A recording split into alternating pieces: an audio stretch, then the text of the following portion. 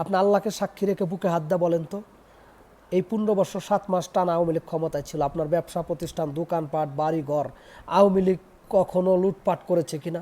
আওয়ামী লীগের নেতৃবৃন্দরা আপনার এই উপর জুলুম করেছে কিনা? আপনার ঘরবাড়িতে অগ্নিসংযোগ করেছে কিনা? এরকম একটা প্রমাণ দিতে পারবেন? মাননীয় নেত্রী শেখ হাসিনা উনি দল দেখতেন না, কে কোন দল করে। অন্যায় যে করতো তাৎক্ষণিকভাবে ওনার নির্দেশ ছিল সেটার অ্যাকশন নেওয়ার জন্য। কিন্তু আপনারা না বোঝে না শোনে মিথ্যার পিছে দৌড়াইয়া সাজানো গোছানো একটা দেশকে ধ্বংস করে দিলেন। মাননীয় নেত্রী শেখ হাসিনার মতো ধৈর্যশীল মানুষ এই পৃথিবীতে একটাও নাই বর্তমান প্রজন্মে। অনেকে বলতে পারেন বলে কি, আপনি নিজে বিবেক করেন। উনি 1996 সালে ক্ষমতা আসছে, 5 বছর ছিলেন, তারপর উনি টানা 15 বছর 7 মাস ওনার সহপরিবারকে নির্মমভাবে হত্যা করেছে।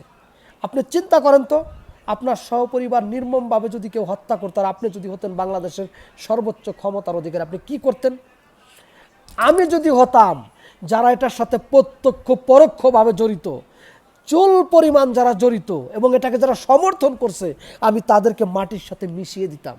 আপনিও তাই করতেন।